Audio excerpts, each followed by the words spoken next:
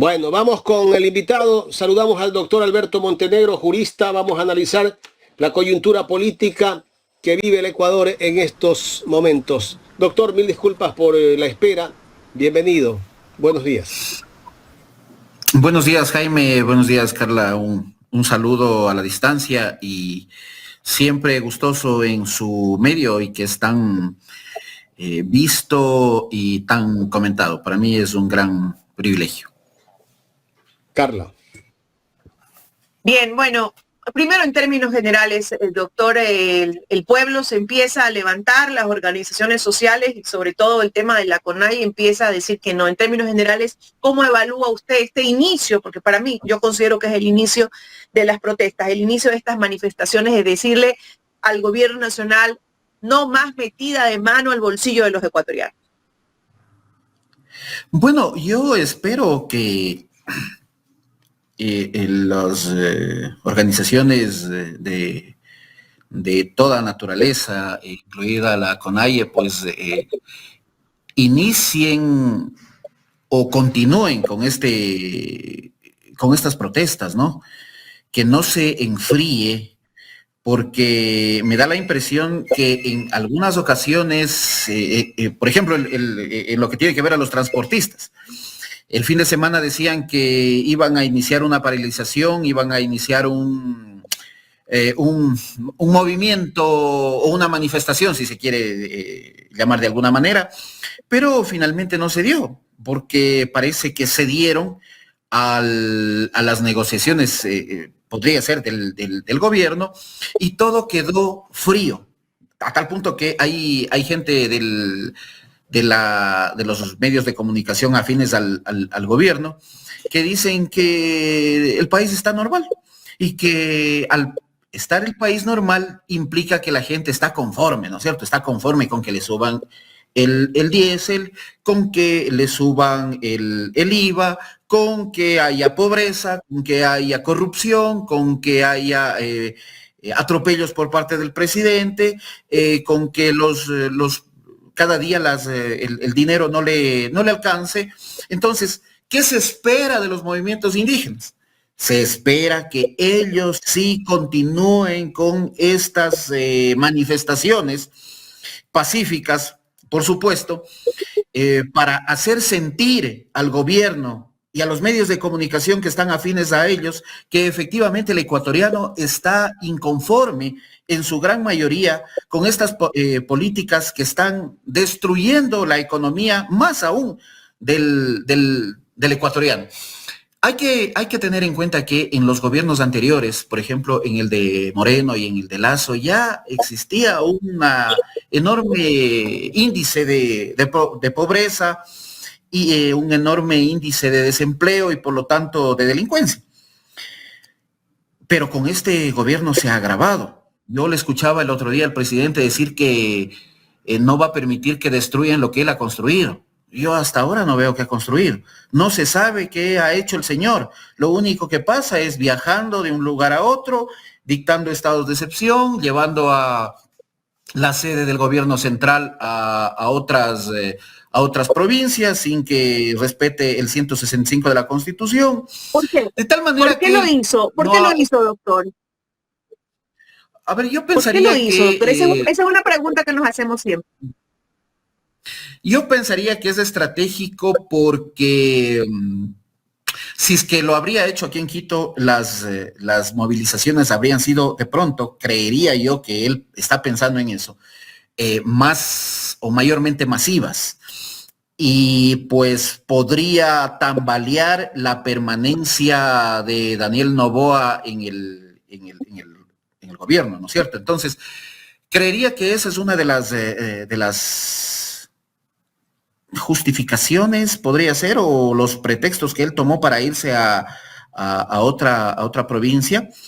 O y sea, por lo tanto, ¿usted piensa pues, que fue como para bloquear un poco sí, las manifestaciones, bloquear el alcance, digámoslo así, de las manifestaciones? Para bloquear la logística, en definitiva, para bloquear la planificación que podrían hacer las organizaciones sociales y poder desestabilizar también la organización que podrían llevar a cabo aquí en Quito, ¿no? Entonces, es totalmente estratégico y creo que va a estar ahí un largo tiempo porque realmente el último paquetazo que dio en lo que tiene que ver al combustible, al diésel, sí afecta directamente a todos los ciudadanos. Ya dice por ahí una señora inostrosa que no afecta, bueno, a ella no le debe afectar, ¿no? Pero a la gran mayoría sí nos afecta, incluso a la clase media, más aún a la clase que tiene menores recursos, ¿no? Y que es la gran mayoría del Ecuador. Entonces, esperemos que los movimientos indígenas ejerzan mayor fuerza y presión, incluso tomando en cuenta que la fuerza pública está haciendo un ejercicio de represión. Creería exagerado, porque ayer en las redes sociales se veía como a una persona la privaban de la libertad solamente por reclamarle a un policía que estaba echando con el lanzagas.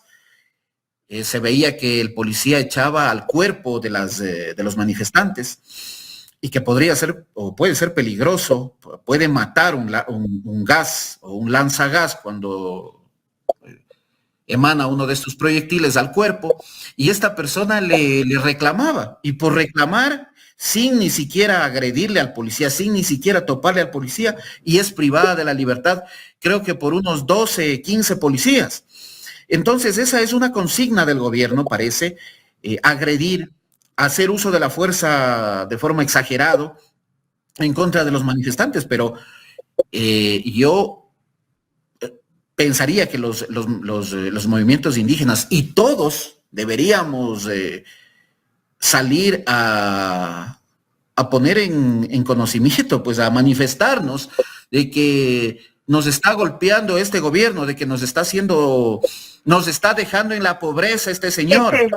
Doctor. Entonces parece que él no conoce, no entiende, y además considerando que en sus propuestas de campaña dijo que no iba a alzar el IVA, el IVA también, el diésel. Ya va a venir con el gas. El IVA y el diésel. Ya van a ver lo que pasa con el gas. Ajá. Doctor, mire, no sé si podemos repetir el video, pero en unas declaraciones, el señor John Reimer, el ministro del Interior, manifestaba, ¿no?, que hay 15 personas detenidas porque le faltan el respeto a la autoridad, o sea, miembros del orden público. Ella se le acerca. ¿Cómo alegar? ¿Esto es una falta de respeto a la autoridad, en este caso a los miembros del orden público? Porque dice, están detenidas porque le faltaron el respeto. ¿Qué se considera una falta de respeto? Y le pregunto esto porque ella le está, digamos que un poco reclamando los disparos que está dando. A ver, primero, los policías no son autoridad. Lo que pasa es que el ministro no sabe la normativa porque él nunca se ha manifestado. Siempre ha vivido en burbuja, ¿no es cierto? Ellos son ajenos a esto. Están por accidente aquí en la administración pública. Entonces, el policía no es autoridad, agente de la autoridad. Las autoridades son las administrativas y las judiciales. Los policías no lo son. Solo son el brazo ejecutor de las autoridades, ¿sí? De tal manera que esa afirmación del ministro está bastante equivocada, por un lado. Por otro, faltar el respeto no se sabe qué es una cuestión bastante subjetiva, porque de pronto levanta la voz y el policía cree que ya lo está desprestigiando, ya lo está hiriendo, ya se siente mal, y en todo caso eso no da para privar de la libertad, ¿no?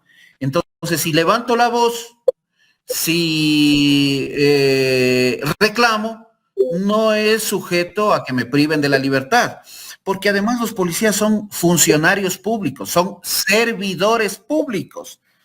De tal manera que ellos tienen que actuar conforme lo que determina la aún vigente Constitución y los tratados internacionales de derechos humanos. Y además tienen que actuar con la debida diligencia, de tal manera que ellos no pueden privar de la libertad así porque me trató mal.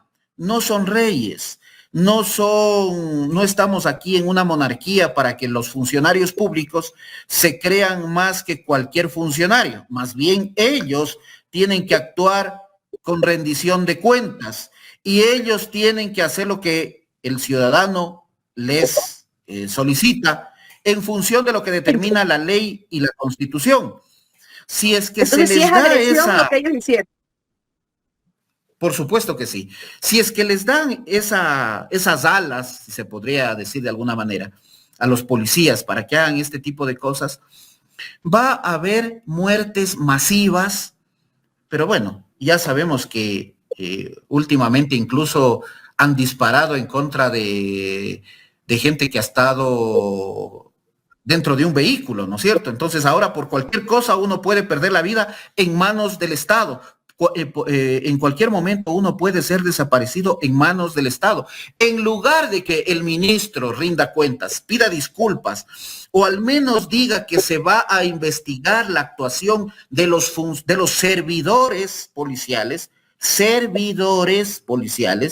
en lugar de hacer eso, ¿qué es lo que hace? Los justifica.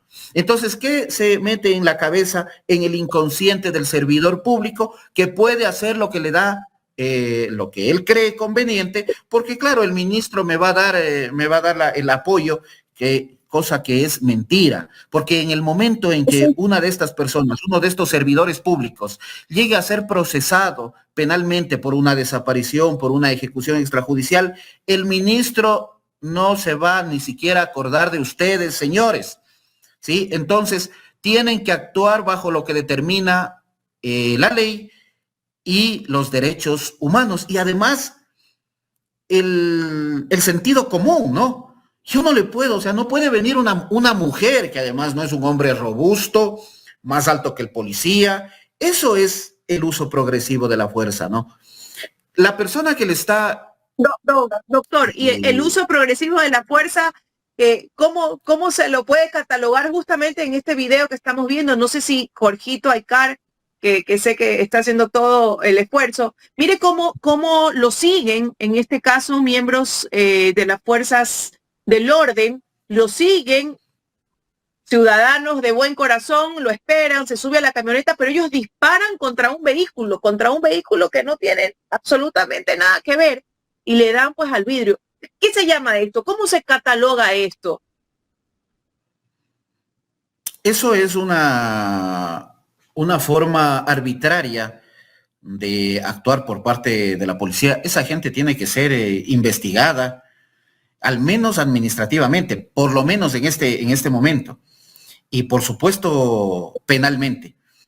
Esta actuación viola totalmente la proporción con la que tiene que actuar el policía, ¿no? Está una persona de espaldas y ellos están encima de un vehículo, armados, etcétera, ¿no es cierto? Sería excelente que la policía o las fuerzas del orden actúen así contra realmente la delincuencia organizada, que realmente ellos sí son un peligro y que pues ellos sí están armados, ellos sí tienen logística, etcétera, pero un pobre señor que lo persiguen y que está a pie y que está de espaldas, luego están pidiendo que no está armado, doctor. Y que no está armado. Porque se ve que no está armado. Y que no está armado. Entonces, ¿cómo ellos pueden hablar del uso progresivo de la fuerza en un caso como este? Porque estoy segura que se van a dar algunos casos y ellos van a decir que es el uso progresivo de la fuerza. El uso progresivo de la fuerza, pero lo que pasa es de que está existiendo una total desproporción, justamente por lo que le digo, por lo que habla el ministro, porque el ministro aplaude, porque dice, mire, le faltan el respeto al policía. O sea, mañana vamos a regresar a la época de los 80, que se le regresaba a ver mal a un policía y le ponían una funda en la cabeza con gas. recordarán ustedes lo que le pasó a Abdalá Bucaram en el 86, me parece, cuando se atrevió a decir que los militares solo sirven para marchar en la 9 de octubre, ¿no es cierto? Y tal fue así el desprestigio, la deshonra a las Fuerzas Armadas, que Bucaram tuvo que salir del país. Entonces, parece que, o no es que parece, estamos volviendo a esa época, ¿no? Que esta gente se creen los reyes, que no respetan la Constitución porque la desprecian, porque el principal funcionario, el principal empleado público, que se llama Daniel Noboa, dice en cada momento que desprecia la Constitución. Las asambleístas, como ayer una de las señoras Jaramillo decía que la Constitución es chavista y etcétera. Entonces, ¿qué está dentro del inconsciente del funcionario policial o del funcionario militar? Que ellos están por encima del ciudadano y que lo pueden matar al ciudadano y corretearlo y meterle bala, y en definitiva, si es que lo hubieran alcanzado, lo mataban, lo desaparecían. Después, señores policías y señores militares, recuerden ustedes que este tipo de delitos no prescribe. Pasarán 20, 30, 40 años mientras ustedes vivan y la justicia va a investigarlos y probablemente los va a procesar si es que los encuentra responsables.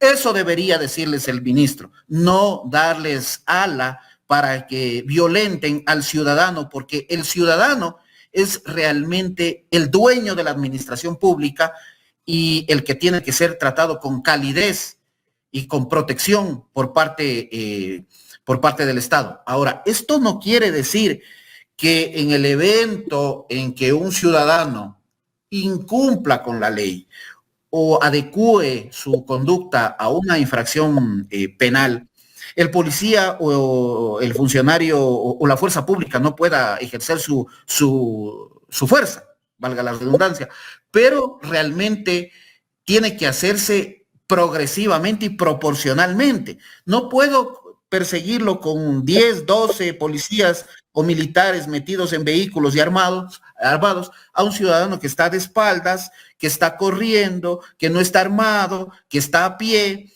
Entonces no hay proporción, ¿no? Es un poco como cobardía eso, ¿no?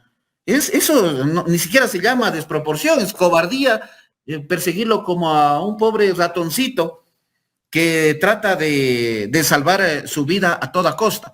Pero, repito, esta gente nunca ha estado en la administración pública, no saben qué es la administración pública, nunca han leído la Constitución, la desprestigian porque sí, porque fue en la época de Correa. Es que lo que pasa es que es chavista, no saben por qué. Si usted le pregunta a cualquier persona de estas, indíqueme, ¿cuál de los artículos de la Constitución es chavista o defiende a delincuentes? En ningún momento le va a poder decir, porque no saben, no entienden la Constitución, no entienden los derechos humanos, solo entienden el dinero. Entonces ellos creen que el dinero, el capital está por encima del ser humano. Entonces ellos no compaginan realmente con lo que es el Ecuador, no saben qué es el Ecuador. Ellos no pueden administrar al Ecuador porque no lo conocen al Ecuador. El presidente de la República no conoce el Ecuador. Creería yo que es la primera vez que está en La Tacunga. Nunca debe haber ido a La Tacunga en su vida, no debe haber ido a La Tacunga. Entonces, él no lo conoce, no sabe la realidad, no sabe cómo la gente se manifiesta, no sabe que en todo caso subir el diésel de forma directa afecta a la comida, al plato de la gente, ¿no? Eso no conoce Daniel Noboa, no conoce el ministro no sabe qué es la policía.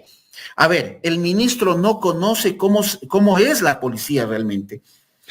Y por supuesto, al momento en que él no conoce lo que está administrando, entonces comete y dice barbaridades que finalmente van a traer varias consecuencias, no solo a ellos, sino al Estado, ¿no? Al Estado, y por lo tanto, pues, esperemos que realmente no haya desaparecidos, no hay ejecuciones extrajudiciales, porque estamos viviendo en una crisis bastante profunda, porque ya se escuchó también en los medios de comunicación que no solo se va, el diésel no va a quedar en 1 o en 2.80, sino que probablemente se equiparen a los precios que ellos dicen internacionales de $4, y por lo tanto pues esto va a ser una debacle total porque todo va a subir y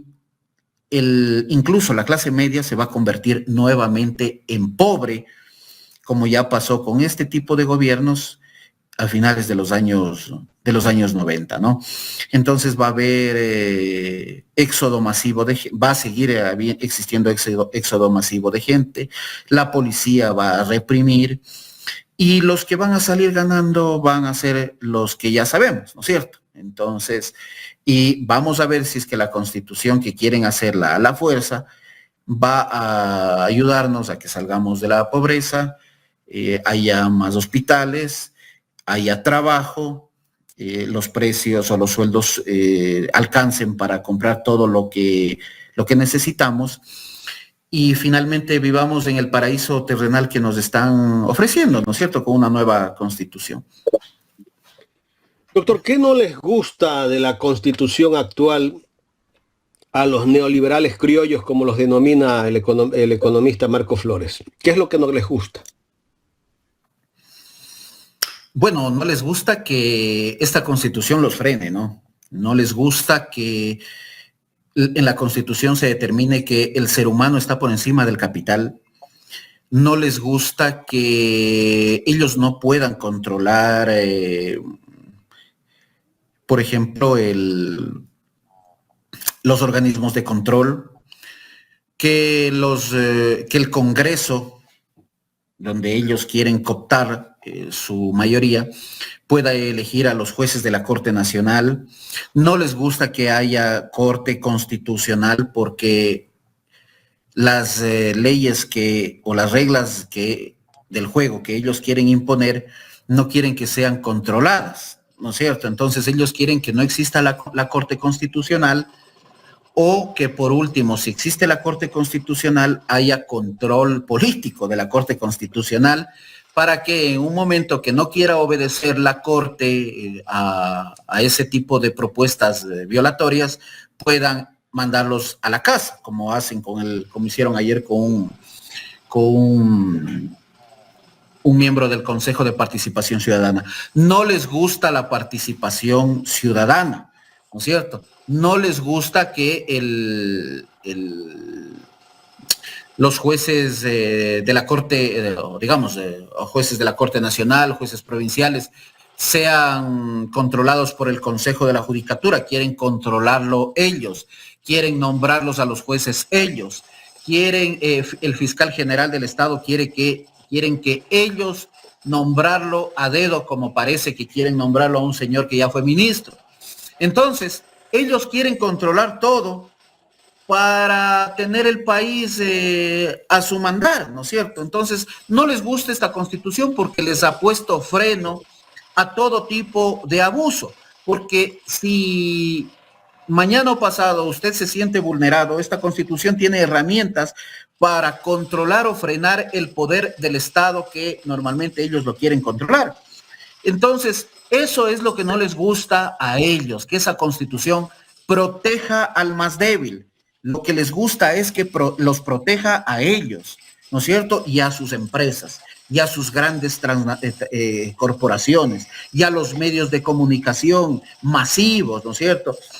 A los bancos no les gusta que el ciudadano esté por encima de ellos, o que el ciudadano tenga una protección con respecto a estas grandes corporaciones. Por eso la desprecian a la Constitución. Por eso es que la denigran, por eso le dan mala fama, ¿no? Ahora usted camina por todo lado. Mire, ayer una persona me escribía y me decía que dicen que la Constitución es dicen que la Constitución es prodelincuencial. Sí, pero no se acuerdan que más bien dicho, no saben por qué. Si usted les pregunta, no entienden realmente por qué.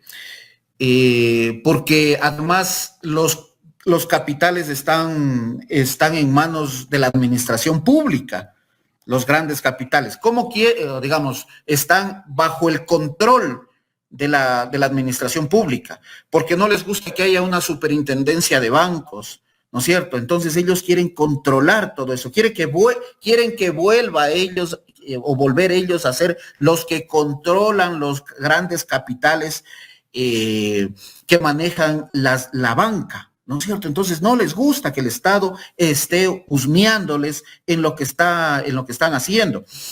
Y por ejemplo, lo que le contaba, ayer alguien me decía que me escribía, me decía que hay que cambiar esa constitución porque esa constitución le da mucho poder al Estado. Pero por supuesto que tiene que darle, si no, ¿quién me defiende? A mí, a usted, a los que vamos en bus, en taxi. ¿Y a quién quieren darle el poder?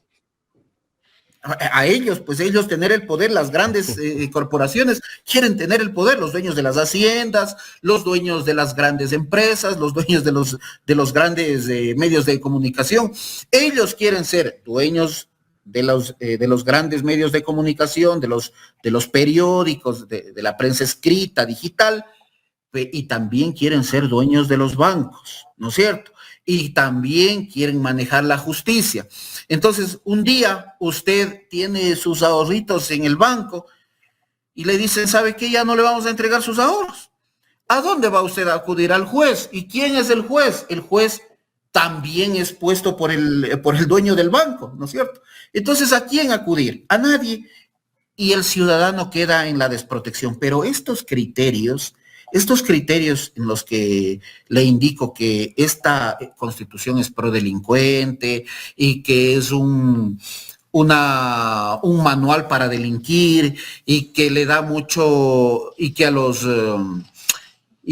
le da mucha protección reforzada al ciudadano, al más débil, es el mismo ciudadano, en muchos de los casos, que le han metido en la cabeza de que la Constitución es mala y que por lo tanto esa Constitución está defendiendo a la delincuencia organizada, que por esa Constitución no se los puede meter presos a los delincuentes.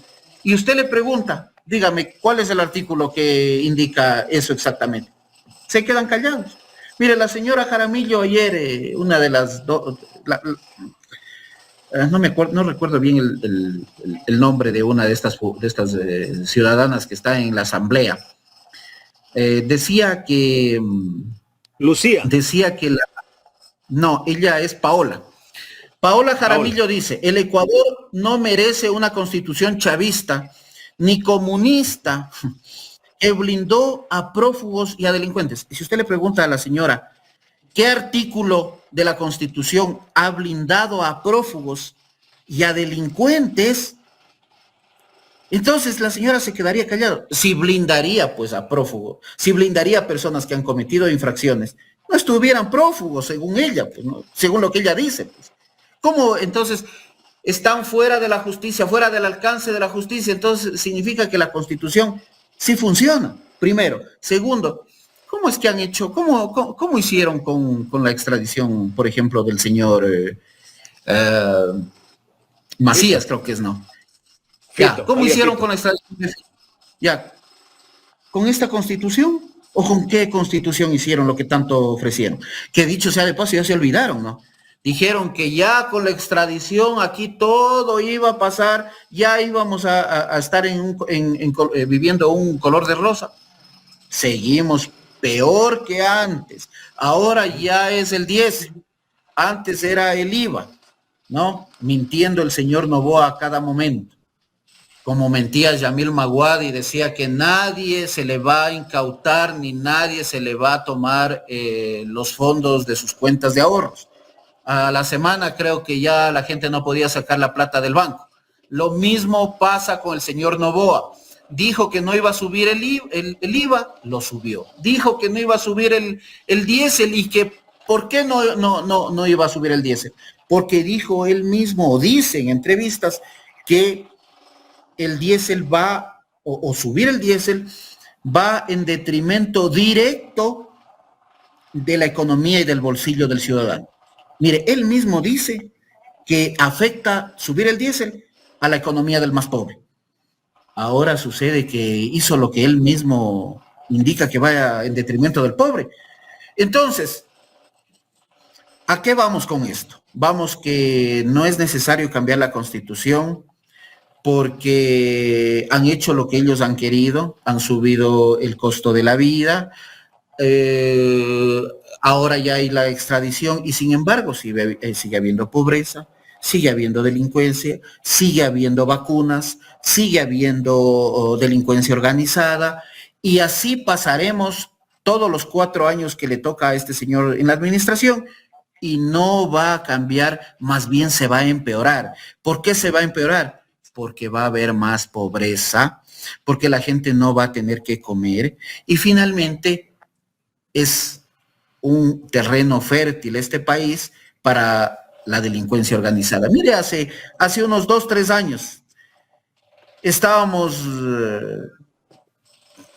no estábamos tan mal, ¿no? Como ahora. O sea, estábamos mal, pero cada vez vamos en deterioro, porque las condiciones de vida de la gente van empobreciéndose. Ya no hay empleo, a nadie le importa que haya empleo, nadie dice sobre el empleo, no hay obra pública, el señor Noboa no ha inaugurado una escuela, no ha inaugurado una carretera, las carreteras que existen ahora están totalmente deterioradas, polvorientas, usted no puede transitar por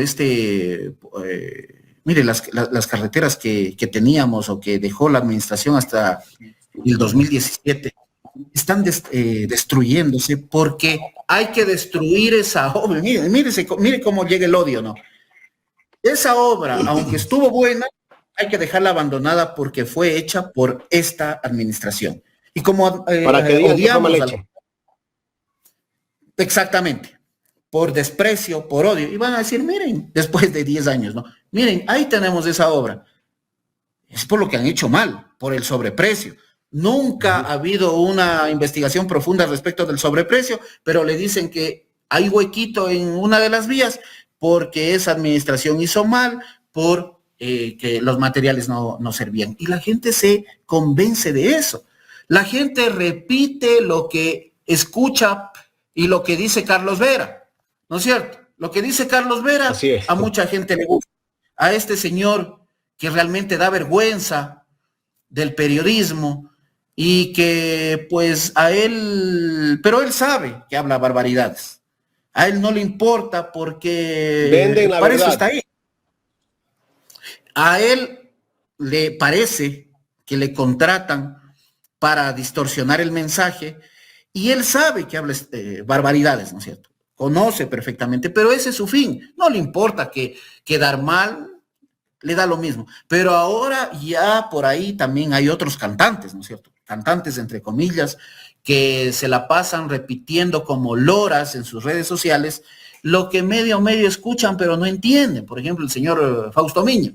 El señor Fausto Miño está dedicado a desprestigiar a la Corte Constitucional, pero no sabe ni por qué, no entiende cuál es la función de la Corte Constitucional, para qué se creó, qué hace la Corte Constitucional, y también a la misma Constitución. Ya dijo en un post por ahí en sus redes sociales que hay que cambiar esa Constitución porque defiende delincuentes. También.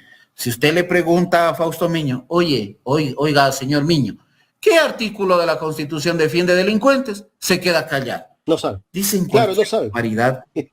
Son es que no loras. No existe. Por supuesto. Son loras del gobierno que, no sé, yo a Fausto Miño lo veía con Correa en el Palacio de Carondelet, sonriéndose ahí, haciendo parte de la fiesta. Sí, dice él que ha madurado y que ya no le gusta el progresismo y que el progresismo es esto y lo otro, por ahí habla cosas sin sentido y que ahora pues ya tiene otra tendencia, pero parece que no ha madurado según él, pero no ha leído. Entonces hay que leer, ¿no es cierto? Hay que informarse. Por eso es que la gran, o hay bastante gente, el 40% que todavía aprueba la gestión de Noboa, esa gente está ciega porque no investiga más allá de lo que escucha repetido por estos señores, ¿no? Que tienen gran difusión, Miño, Carlos Vera, etcétera, etcétera, de gente, ¿no? Entonces no entiende realmente lo que ha pasado, no conoce lo que está pasando en el país, las barbaridades que está haciendo este gobierno, ¿sí? Y entonces, creo yo, volviendo a los movimientos sociales, que de forma pacífica la gente tiene que movilizarse, expresarse, porque según esos mismos medios de comunicación indican que todo está bien. Miren, dice, hay un gran sol en Quito, el tráfico fluye, todo el mundo está en paz, dejen trabajar. Oye, parece que estamos en Suiza, ¿no es cierto? Todo el mundo con paz, como decía por ahí un asambleísta, se respira aires de libertad, de libertad, de paz, una magia, etcétera. Exactamente. Entonces, doctor, eso, por ejemplo, yo le escuchaba a la señora Inostroza, o leía a la señora Inostroza, accidentalmente, porque no es que ingreso a ver lo que dice ella, pero sale en las redes sociales.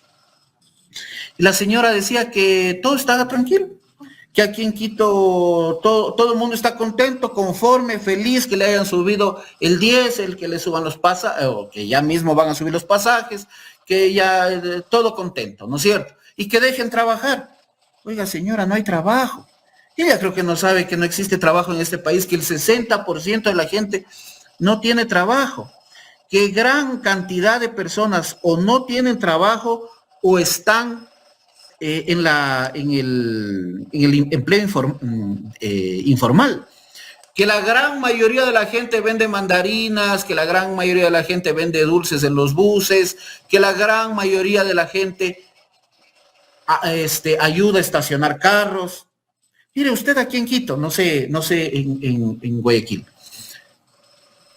Aquí en Quito se concentra gran cantidad de gente que viene de otras provincias, ¿no es cierto? Usted quiere estacionar su carro, hay gran cantidad de gente que le quiere ayudar a estacionar el carro. ¿Por qué? Porque hay desocupación. Hay mucha gente que usted se para en los semáforos y está limpiando parabrisas, no porque quieren. El pobre no es pobre porque quiere, entiendan. Está limpiando parabrisas. ¿Por qué? Porque no tiene de dónde vivir. ¿Y qué le toca? Prácticamente pedir caridad. Somos un país lleno de gente que se encuentra pidiendo caridad, pero los señores de la prensa, haciendo eco a sus amos, haciendo eco a los intereses de los dueños de los medios, dicen que Quito y todo el Ecuador está feliz y que solo unos 50 dijeron, no sé si escuchó usted, que solo 50 son los que se manifiestan y que esos 50 están locos en definitiva, ¿no? Y responden a intereses, que ya por ahí escuché que lo que ha existido ayer en las manifestaciones, que parece que tristemente se ha habido actos en contra de los de bienes públicos, que ha sido mentalizado por Correa. Ya dijeron que Correa es el que ha mandado a quemar un cuartel de policía. Entonces, ¿qué mismo? ¿Son 50 por ahí que están manifestándose? ¿O Correa es el que está mentalizando a todo? Vía influjo psíquico. Exactamente. Entonces no se influjo psíquico. Lo que pasa es que ellos no viven en una realidad paralela y quieren hacer creer a todos que esa realidad paralela es la realidad que la verdadera, el verdadero escenario que está viviendo el Ecuador es ese, no el que realmente tenemos. Doctor, quiero pasar a otro tema. El tema de el posible o la posible aprobación de esta pregunta para una constituyente. ¿Qué va a pasar, doctor, si la Corte Constitucional le da luz verde a la constituyente? La consulta, las dos preguntas estas de la consulta, ¿seguirán en esa consulta o solo va lo de la constituyente? ¿Qué puede pasar? Mire, tiene solamente que pasar la pregunta de la constituyente. De la constituyente. Tiene solamente que pasar. Pero, mire, nada es...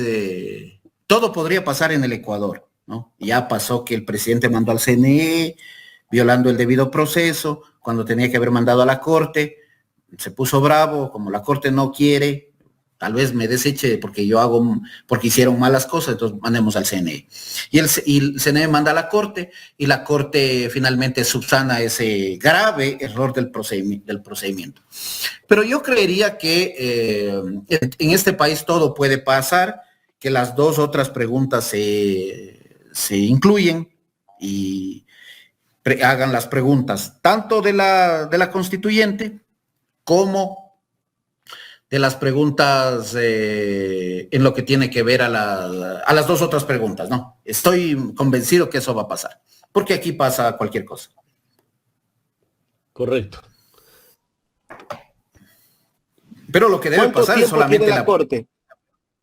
20 días tiene la Corte para pronunciar. 20 días tiene la Corte para pronunciarse respecto de esto. Que yo pienso que le va a dar luz verde, para ser franco.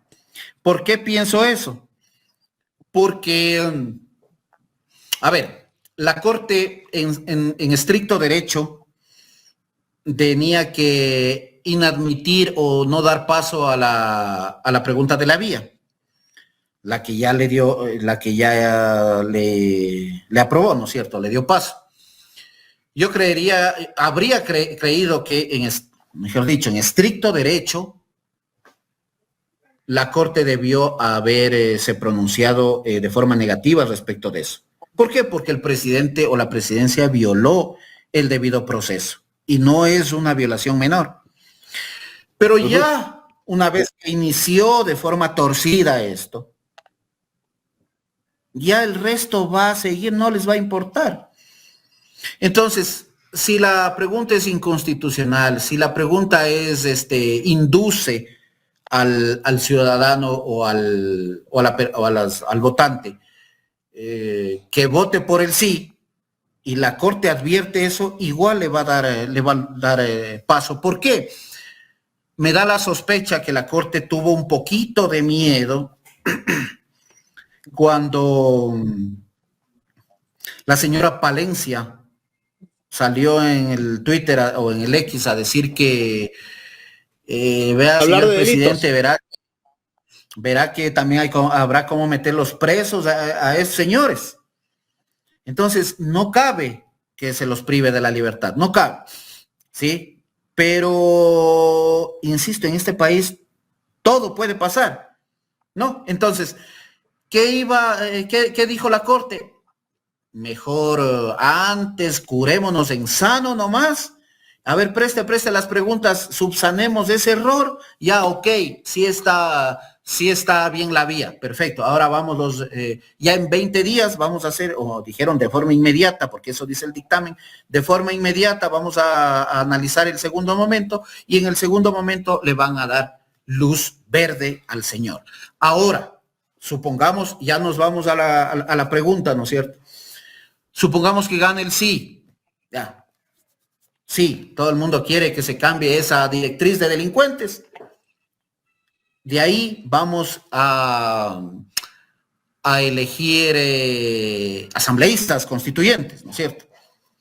Pero no se sorprenda que digan, bueno, es preferible aquí unos notables, porque seguramente mañana vamos a elegir a gente no tan...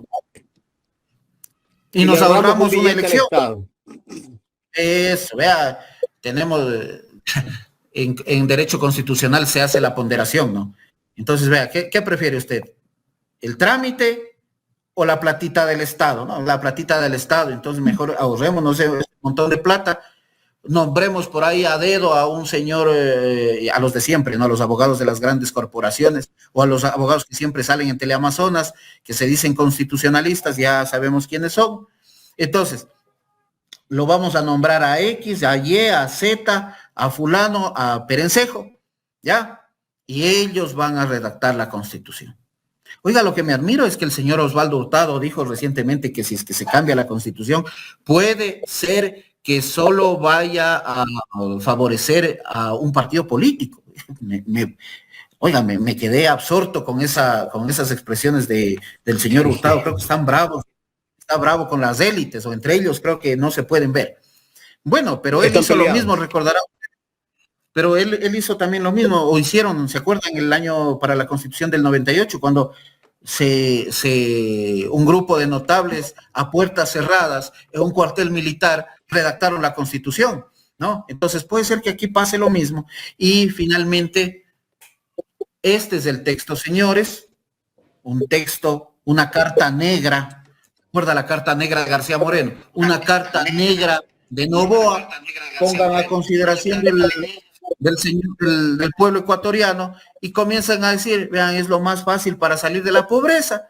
Como el ecuatoriano normalmente es sentimentalista, como el ecuatoriano es noble, le podría dar el voto al señor Noboa. Pero también hay otro escenario paralelo. El señor Noboa también, o quienes están interesados en cambiar la Constitución, también se van a acelerar en el procedimiento, porque de aquí a un año, de aquí a 6 meses, el gobierno de Noboa va a estar tremenda y profundamente desgastado. Porque ahorita hay muchos que dicen, bueno, vean, ya subieron ayer el diésel, pero las papas en el mercado siguen valiendo lo mismo. No, señor, pero todavía es una semana. Y aquí cuando realmente vengan los estragos del incremento en los precios, por ejemplo, de los productos de primera necesidad, entonces no voy a sentir los estragos y muy probablemente el pueblo no le dé el sí, no le dé no sea favorable con los intereses de Noboa. Entonces a ellos lo que les conviene es hacerlo súper rápido, súper expedito, sumar, digamos, resumir todo el procedimiento, y finalmente, ¿qué es lo que vamos a tener? Una constituyente express, ¿no es cierto? Es lo que vamos a tener. ¿Por qué? Porque ya vimos que al principio nació torcido y todo va a nacer torcido. Es el fruto de un arbolito que está podrido, ¿no es cierto? Entonces, todo lo que salga de ese árbol que nació podrido, digamos que nació torcido, va a salir podrido.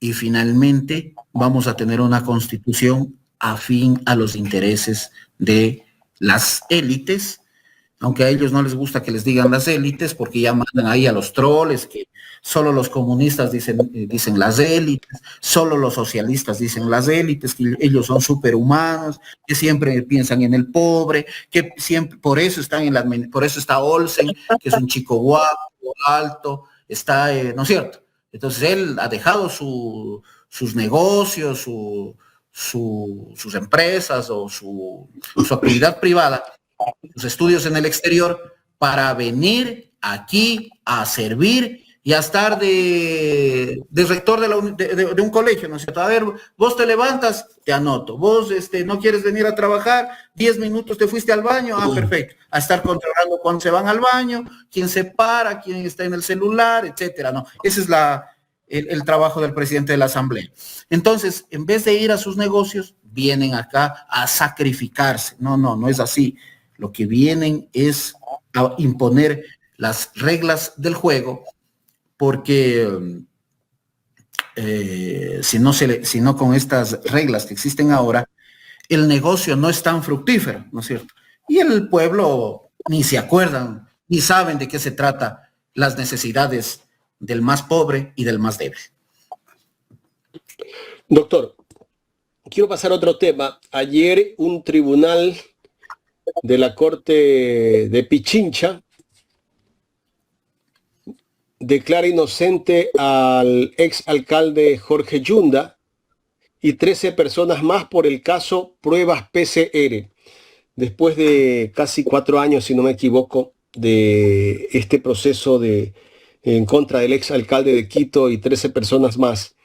¿Qué criterio tiene, doctor, después de haber sido acusado a través de los medios de comunicación, el ex alcalde de Quito, de haber hecho negocios en medio de la pandemia? Pero bueno, la justicia finalmente de nuestro país ha fallado a favor de Jorge Yunda y le dio la razón de que no son pruebas chimbas. Bueno, yo no quiero pronunciarme en el fondo porque no lo conozco al proceso. No sé exactamente las pruebas de cargo, de descargo, ni los fundamentos de la fiscalía, ni del otro lado de los procesados, pero lo que sí me queda en claro es que independientemente de las gestiones buenas o malas que haya hecho el alcalde Yunda, es la clara evidencia de cómo el país tiene una justicia tan precaria, ¿no? Justicia penal sobre todo, porque imagínense, me parece que el proceso comenzó en el año 2021 y fuera de que de Yunda también hubo otros procesados que estuvieron en ascuas durante tanto tiempo, con el miedo de irse privados de la libertad. Y finalmente, 2025, 4 años después, dicen, ¡ay, ha sido usted inocente! Le confirmamos el estado de inocencia, pero pues ya le deterioraron el buen nombre, ya deterioraron la tranquilidad, el bolsillo de esas personas, y finalmente pues esa es la irresponsabilidad de la fiscalía cuando la fiscalía actúa de forma política, ¿no es cierto? Porque la fiscalía aquí para eso sirve, no sirve para investigar delitos, ni perseguir delitos, sino personas, y para hacer una oficina más del gobierno de turno. De tal manera que a mí sí me llama bastante la atención y creo que debería llamarnos a todos la atención de que, bueno, no ha cometido ningún ilícito, vaya nomás, después de ni sé cuánto tiempo. Oiga, y mi tranquilidad, la tranquilidad de 4 años que no he podido dormir porque pensé que me iban a vestir de tomate. No, dice, vaya nomás. ¿Y quién repara? ¿Sabe por qué pasa eso? Porque los fiscales no tienen responsabilidad. Porque usted va frente a otro juez a interponer un daño moral, unos daños y perjuicios, que además tiene solo 4 años para hacerlo.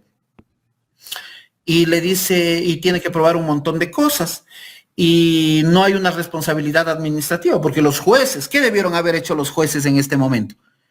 Perfecto, confirmamos el estado de inocencia de estos fulanos, iníciese las investigaciones correspondientes en contra del fiscal o los fiscales que estuvieron al cargo de la investigación.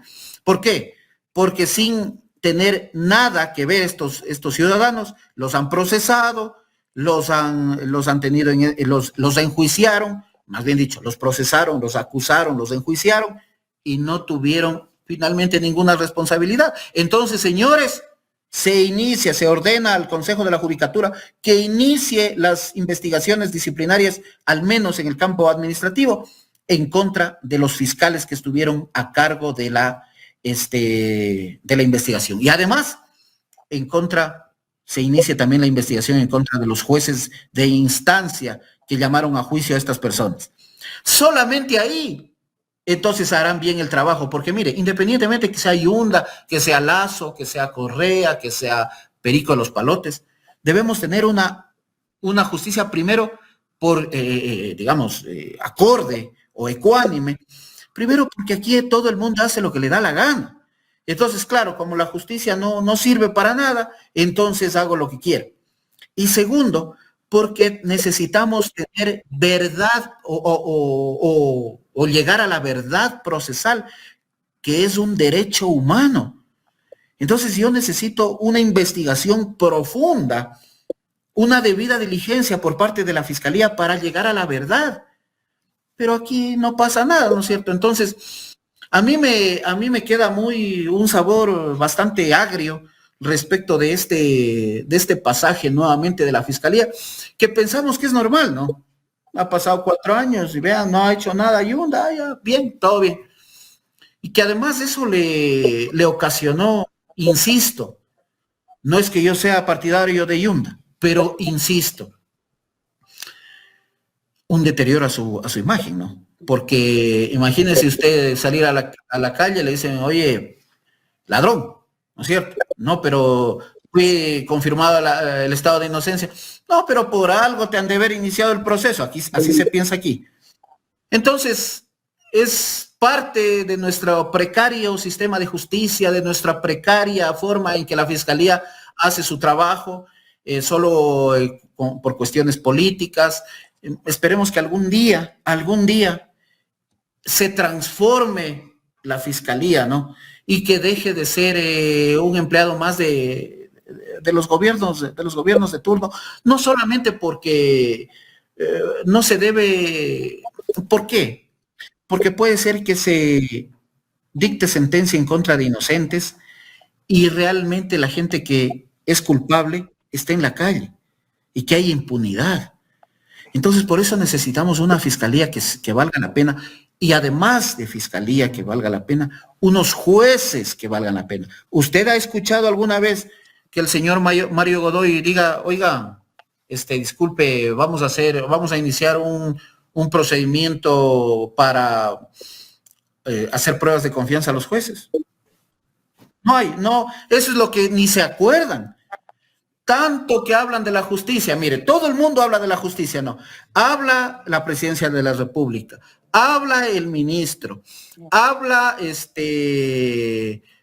los sectores sociales, hablan los críticos en las redes sociales, en los medios de comunicación. Todo el mundo en el Ecuador habla en contra de la justicia, pero nadie hace nada. Nadie dice, vamos a iniciar un proceso para evaluar o un procedimiento administrativo para evaluar a los jueces penales o a los jueces de esta naturaleza. Mire, yo estoy interponiendo, valga la oportunidad, estoy interponiendo conjuntamente con otro colega una acción de incumplimiento de sentencia de la Corte Constitucional, porque el señor Mario Godoy y a otros vocales del Consejo de la Judicatura se les olvidó, o parece que se les ha olvidado, y eso ha redundado en un incumplimiento de sentencia, el procedimiento para las unidades, para la adecuación, el inicio de las unidades judiciales en el ámbito constitucional. El señor dice que no sé, ni siquiera creo que se acuerda de eso, ni siquiera creo que sabe que existe una sentencia de la Corte Constitucional que además fue en función de un mandato popular, en el sentido de que se instauren las unidades judiciales en el ámbito constitucional. Nadie habla de eso. El Consejo de la Judicatura solamente está calladito. Bueno, hoy es el nuevo presidente del Consejo de la Judicatura, doctor. Y ahora ya tenemos a Godoy, ni sé cuántos años más que va a estar en el cargo. Ojalá se acuerde de esto, ¿no? De hacer por lo menos las evaluaciones a los jueces. Parece que no les conviene evaluar a los jueces, ¿no? ¿Se han dado cuenta ustedes? A nadie le importa a los jueces. Pero es que los jueces liberan delincuentes. Ah, ok. ¿Y qué se hace por eso? Nada. Ah, es que los fiscales son los que no acusan a los jueces, le echan la responsabilidad a los fiscales. Es que los jueces son los que, los fiscales son los que no me piden la prisión preventiva. Entonces yo, juez, ¿cómo voy a dictar la prisión preventiva? Ah, ok. ¿Y qué hace el órgano rector respecto de esto? Nada. Ah, ahí estoy mandándome tweets con Correa, ¿no es cierto? En eso pasa Godoy, mandándose tweets, poniendo fotos. Aquí el director provincial del Consejo de la Judicatura pasa en pasarela. Entonces no pasan haciendo nada más que eso, ¿no? pavoneándose y bandereándose esta gente. Otra cosa, todos los que hemos escuchado en los medios de comunicación que a fulano le han concedido una acción de protección sin tenerle que haber concedido la acción de protección, que a sutano le ha concedido un habeas corpus. Bueno, pues, entonces, ¿quién tiene la responsabilidad? Los jueces. ¿Qué se ha hecho para iniciar la implementación de las unidades judiciales en el ámbito constitucional?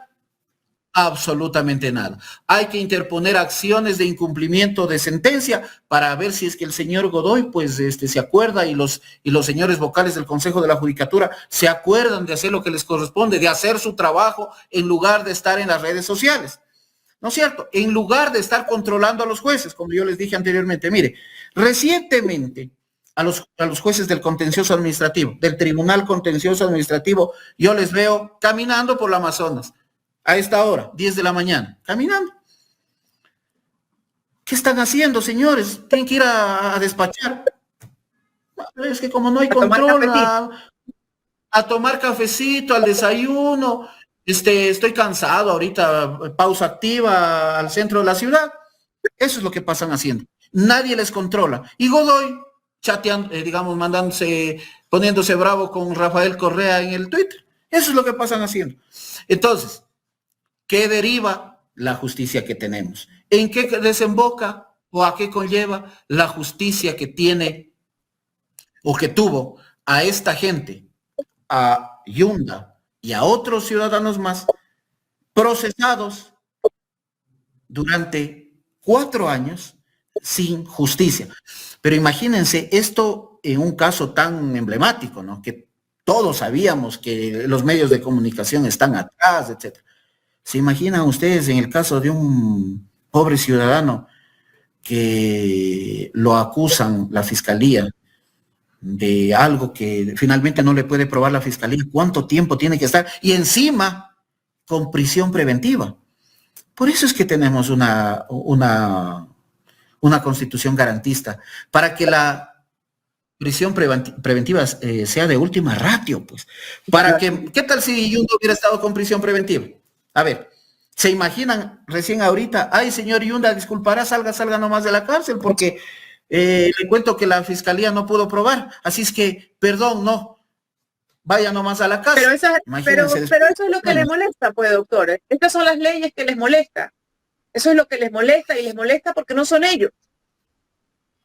Por supuesto, exactamente. A ver, supongamos que Maguad haya estado en estas condiciones. ¿Se imaginan cuántos años Maguad con prisión preventiva? Ellos no lo sufren, pues ahí, ¿no? Pues, el mismo Dajik, ¿se acuerdan que estuvo también procesado penalmente este señor? Ahorita que anda, digamos, también diciendo cualquier sinsentido en las redes sociales. Asesor económico. Ajá. ¿Se lo imaginan ustedes al señor Dajik con prisión preventiva 4 años? Ahí sí se acuerdan de los derechos, ¿no? Ahí sí dijeran, ay, es que tiene que ser de última ratio la prisión preventiva. ¿Cómo me van a privar de la libertad si no me han probado nada? Bla, bla, bla, bla, bla, bla, bla, bla. ¿No es cierto? Pero cuando es el más pobre, cuando es el desamparado, cuando es el más débil, sí, tiene que ser los delincuentes. Es que esa constitución es en favor de los delincuentes. Ahí se los escucha o se los lee diciendo cualquier barbaridad. Dios no quiera, ojalá que nunca pase. ¿Se lo imaginan al señor Fausto Miño con prisión preventiva ahí vestido de tomate con guitarra en la Tacunga? ¿Creen ustedes que ahí sí no dijera, oiga, necesito una constitución que garantice y que prevalezca mi estado de inocencia hasta que alguien no determine o no me pruebe que sí he cometido una infracción?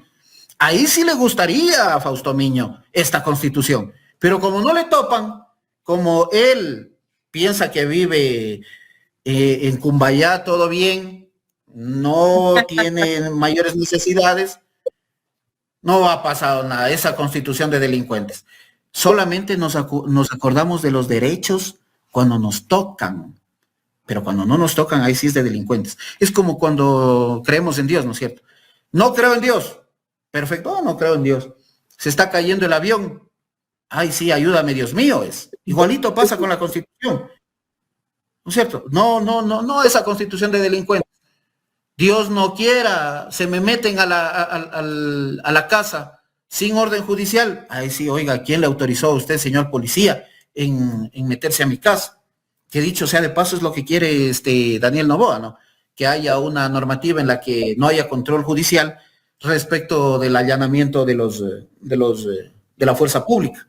Entonces,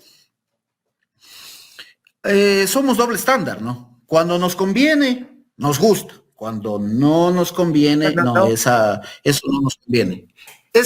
Así es el ecuatoriano, así estamos acostumbrados a actuar.